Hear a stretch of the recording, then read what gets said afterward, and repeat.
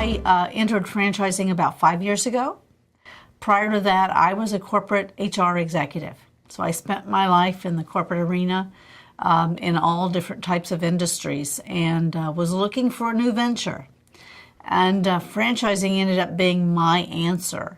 Back in the my corporate arena, I was always very good at putting people in the right spots, helping them figure out what they wanted to be in their next step. And so I found a franchise that allows me to do that. And now I go out and help other people figure out what they want to be when they grow up in their next phase of their life. Many times when people are thinking about business ownership, especially if they've spent their life in the corporate arena, they really don't know where to start. They don't know what questions to ask when they're starting a business. So with franchising, you're buying someone else's expertise. Someone else has already gone out and developed all of the systems, and businesses run on systems. So they've developed the systems, the marketing plans, and products or services, and they've proven that the concept works. And what you're buying is that expertise and the support of the franchise and the franchisors. So if you're buying a franchise, you're getting a kit, if you would, with support to open a business. Potential candidates come from all walks of life. I think franchising is all about transferable skills. So people with good customer service background, they know how to manage another individual or manage business systems and manage people. And they know how to go out and acquire a customer. So in general, I've worked with people that are professional athletes. I've worked with veterans. I've worked with people coming out of corporate America. And basically, it's all about what they've learned back in their previous life and finding a business that needs and utilizes those services. So just because you've never owned a business or maybe you haven't managed people, look at your personal skills. Maybe you're a family person that has managed children. If you're raising a family, you're managing a household and children and so forth. So look at your personal skills as well as your business skills. And so again, any walk of life. You just have to be willing to learn. When we look at costs, we look at really all-in costs, everything that you're going to need. And in franchising, over 58% of all franchises, their all-in cost is under $250,000. And over 30% of them are under $100,000. That includes the franchise fee, any training you need, all the equipment, the build-out if there's a storefront, or right down to the stapler, if you would, that you need to get your business started. And usually 3 to 6 months of operating capital. So all of that is estimated up front. And, when you're looking at a franchise, many times people look at that cost and they say, well, it's too expensive.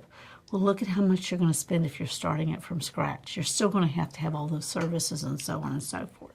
So sometimes you have to do a compare and contrast and make sure that, are you getting a value for your money? What are you getting for your money?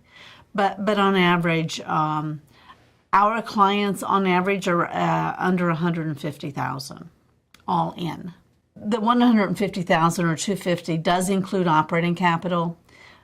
Each franchise looks at how long it takes to start acquiring customers and start generating cash flow. So some estimate 3 months, some 6 months. It just depends on the franchise and how much time it's going to take you to start generating income. One of the other benefits of a franchise is they have historical records. They can tell you how long it's going to take you to get your business up and running and start acquiring customers. Helping you find those customers, but knowing how much money you're going to need to get started. Whereas in an individual business, it's really just a guess. As far as financing is concerned, over the last few years, we've been through a pretty deep recession, and a few years ago, money was not available to borrow. And one of the things we've seen most people use in those recessionary times, and even ongoing now, is they're using their pre-tax dollars, their 401k funds, to fund their business, to go into business without going into debt. Fortunately, today, we have a lot of lending options available SBA lending. I have a number of providers that can help us with even signature loans. So pretty traditional in the manner of how people are going about it, but we do have a number of resources to help match people up with what they do need to get as far as funds are concerned. And if you're starting a business, certainly if you're going to do a loan, you're going to need to have 25 to 30% of that upfront of the all-in cost in order to be able to borrow the money. So, good example, you buy a $300,000 business, you're going to have about $100,000 of your own money to invest. But money is available, fortunately, today. And on occasion, I still see someone use a home equity loan. Although we still don't see a lot of that, we're beginning to get more and more people being able to take equity out of their homes as well and invest in their own business.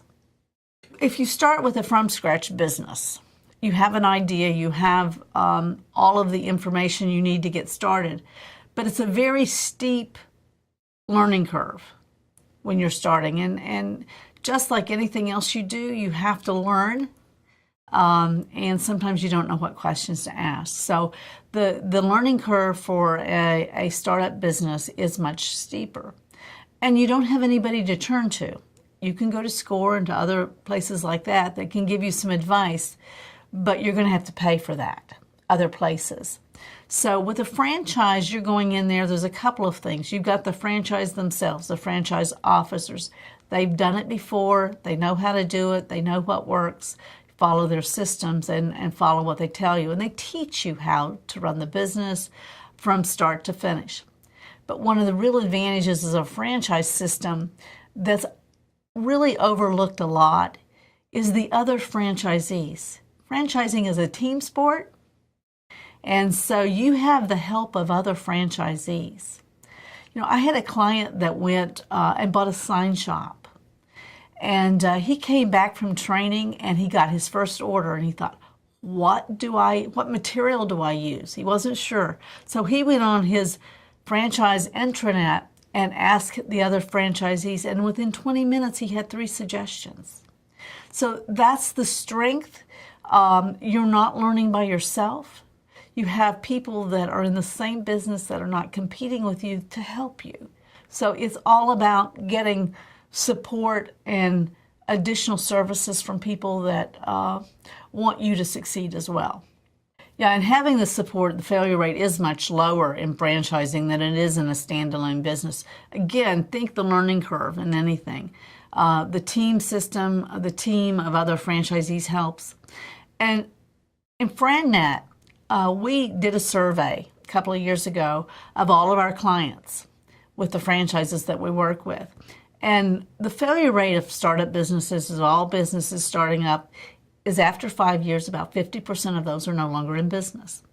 And we were very proud that when we went out and did our survey, 85% of the people that we helped find a business are still in business after 5 years. When you're looking at a franchise, there's so many out there. There's 3,000 plus franchises to look at. And many times when you're going out and you start looking, you're looking at the names and they're sending you some material. But you really need to concentrate, and what we do is concentrate on the role of the owner. Our matching is not of a product or service, but of what the owner's role does to you.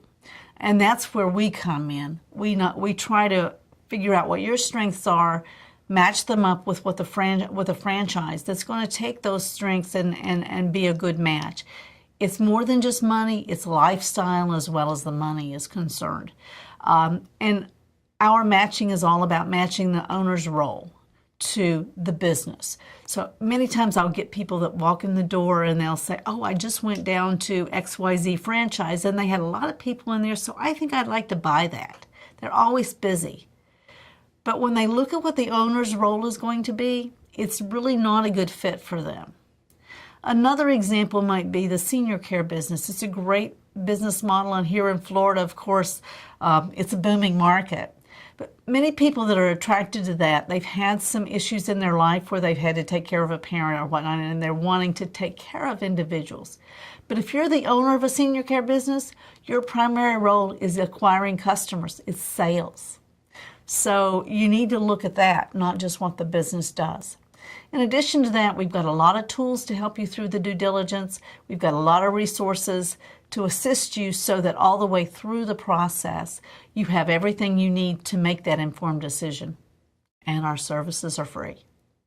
One of my clients came to me a few years ago, and he and his wife had just retired from a different state and moved to Clearwater Beach.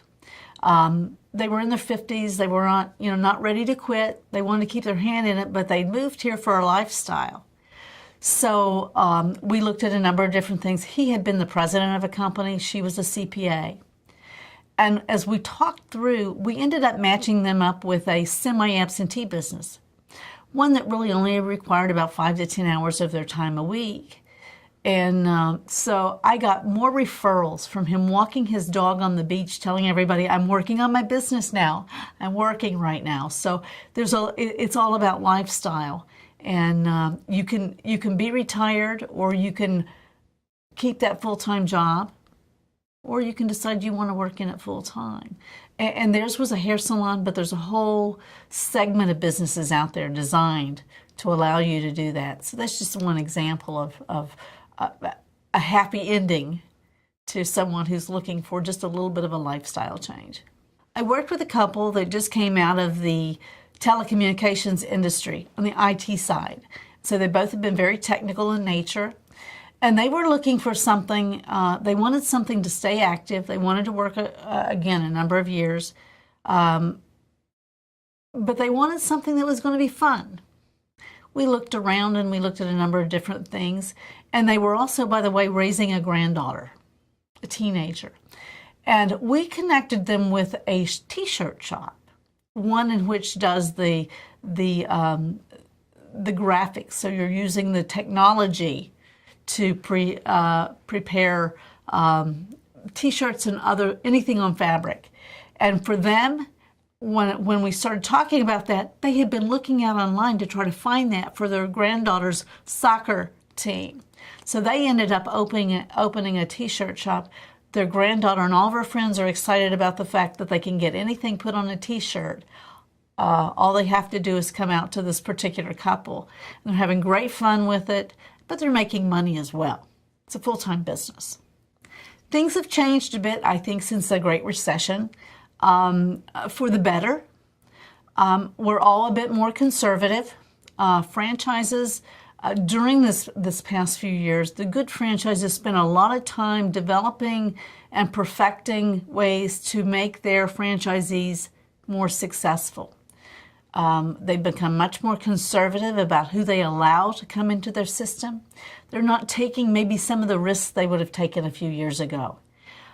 So much more practical. They're making sure that the franchisees, many of them went inward in the recession to try to make their system stronger. What we're seeing now is growth. We're seeing we're expecting over 3% growth this year. We had growth last year. So we're seeing systems begin to grow again, but conservatively. The rapid growth we saw years before, where people were just taking on lots of franchisees and maybe taking a little more risk, we're still more conservative now. And so it's a safer route, and you have a lot of people looking out for you to be successful. One emerging trend that we're seeing in the franchise arena is people that are looking for those semi-absentee businesses. So more and more of the franchises are looking for ways to make their business semi-absentee. As people now, the workforce, the jobs are more plentiful. They want to go back and have a job, but what they're trying to do is to prepare for that next downturn, because we know there will be another downturn down the way.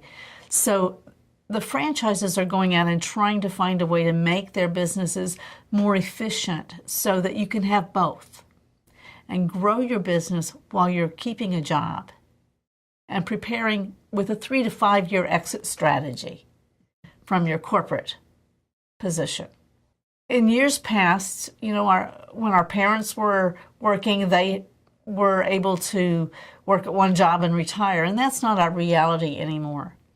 The average length of time you're in a job these days is less than 4 years. So you're always looking for the next, looking for the next job. Also, companies, since the recession, they have a core of people that they're keeping. And then as they have more demand or they have a project, they'll bring on contractors, temporary people, other businesses to provide that. So they're keeping their headcount very low. And so even if you decide you don't want to be a business owner, you may end up being in business for yourself anyway as a consultant. So the job market is very variable these days, and that's going to be our reality for years to come. So it's time, in this century, we're going to have to create our own way and not worry about working for someone else. Now, there's still those big company jobs, but they're fewer and far between.